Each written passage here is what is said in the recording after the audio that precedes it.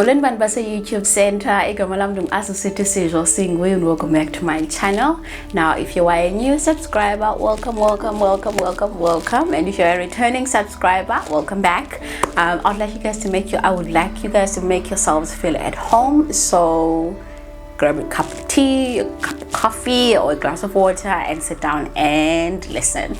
Today I've got an announcement to make. It's not a good one, it's actually bad news. It's actually bad news. I have some bad news. So remember, you guys, I hyped you guys up about the amazing and exciting content that I'll be creating in November. So that content was supposed to be made together with my husband, who unfortunately now has a trip, a work trip to go overseas. So unfortunately, we will no longer be doing all the planned content that I had for November. So he's gone the rest of November and comes back on the second week of December. I'm not quite sure if I should move things up to December instead and give you guys that, or should I give you guys vlogs. Like I could shoot like a day in the life of a stay-home mom, give you guys a peek view of what I get up to during the day, being a stay-home mom, a student, as well as a business person, business owner. And I don't think my life is that exciting or my day is that exciting, but it's something that I'm willing to try. I could give you maybe like a routine that I have, like morning or evening routine. I'm not quite sure. So if you've got an idea for me of what vlog I can do, please comment down below and I will see what I can do. Otherwise, now that that's out, I do apologize though. Today I'm talking about tips on how to stop breastfeeding. This is information that I have based on my own experience as a mom, my own research that I did before I stopped breastfeeding Loago. So disclaimer, I'm not a pediatrician, I'm not a nurse or a medical practitioner of some sort who gives professional advice. This is solely on my experience as a mom. So I believe that every mom should do what is best for them, and you should do your own research, and I'm hoping that I will be part of your research. And I was actually thinking that sometimes as mom we overthink things and we're like, what are the steps to doing this, what are the tips to doing this, how do I do this, when in my experience things always just work out naturally. Things fall into place naturally, and obviously with an intention behind of making them fall into place. So if you are in a process of wanting to stop breastfeeding, please do not put pressure on yourself. And I want you to know that experiences are different. So my experience with how I stopped breastfeeding will be different from the next person, and so on and so forth.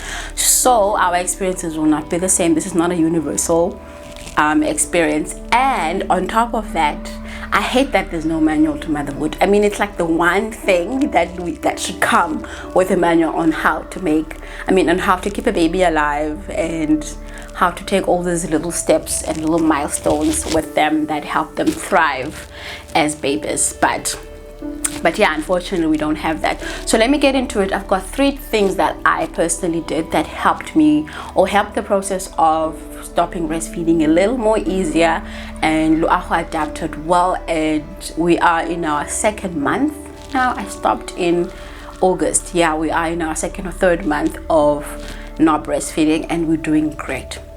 So the first thing that I did when I realized I wanted to stop breastfeeding is that I decreased the feedings. So usually Loago breastfed throughout the day. Randomly, we didn't really have a time frame or routine on how we breastfed. Every time she wanted, I would give. Every time I thought that she wanted, I would give. And obviously every time that I wanted to bond with her, I would give her the boob. So then when I started thinking about stopping breastfeeding, which happened simultaneously with the sleep training, I decreased her feedings. So now I only fed her 3 times a day. I fed her first thing in the morning, I fed her after lunch, just before, sometimes I'd feed her after lunch, sometimes I'd feed her before her nap, depending on which one happens first, and then the last one was then just before she went to bed. And what I also stopped doing was breastfeeding to help her fall asleep, because it clashed with the information that I had on how to help her in sleep training. So this is what I did. I started with 3 times a day, obviously in the time frames that I've just given you guys.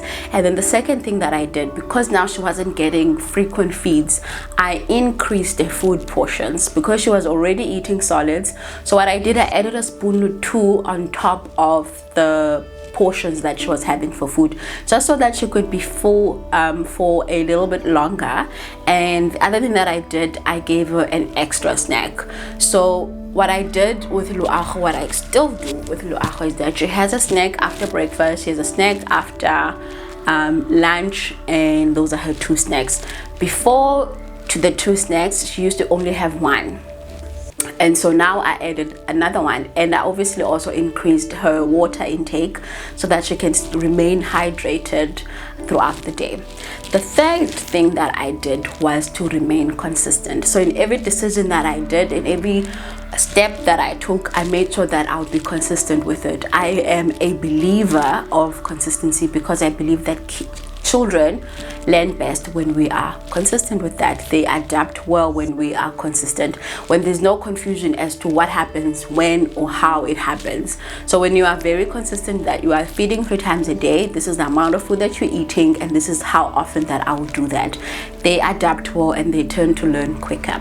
So those are the 3 things that I did, and I'm not quite sure how you are currently doing it now, but obviously you could make sure that if you are, and also if you are in a process of sleep training, I feel like then there would be the disclaimer or the option of not feeding to make your baby fall asleep, so that they get used to sleeping by themselves, or helping them get used to the process of sleeping by themselves. So if you have a baby who's currently taking more than 2 snacks a day, obviously you will adapt what I'm saying according to your own needs and according to your own processes and what you're currently going through. But this is what I did, and this is what I continue to do. Obviously, as she's growing older, there's more snacks in between. And the other thing is that when I stopped breastfeeding, what happened with me is that I didn't go and buy the baby milk.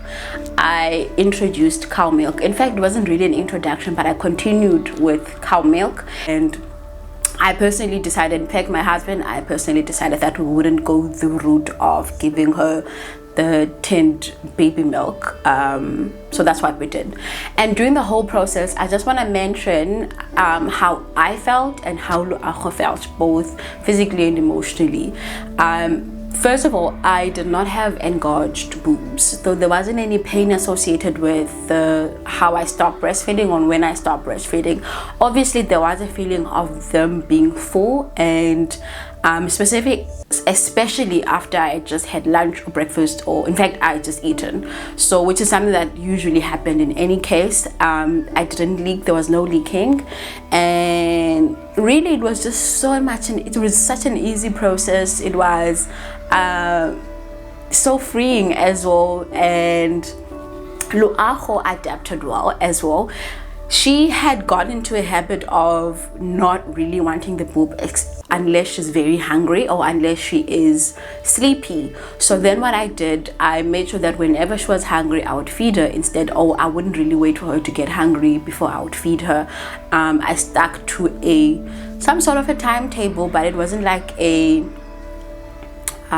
rigid timetable that I had. So that's what I did. And obviously when she would be feeling sleepy or needy or emotional, then I would just give her hugs and cuddles instead of the boob.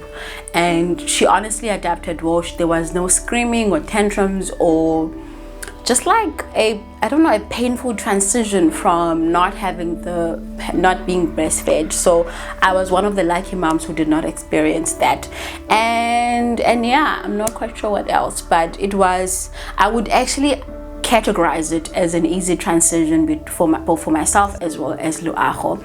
Obviously there's days now when she's crying or something's happening and I'm not quite sure what to do, because in the beginning I used to just give her the boob, because guys, the boob is just like a universal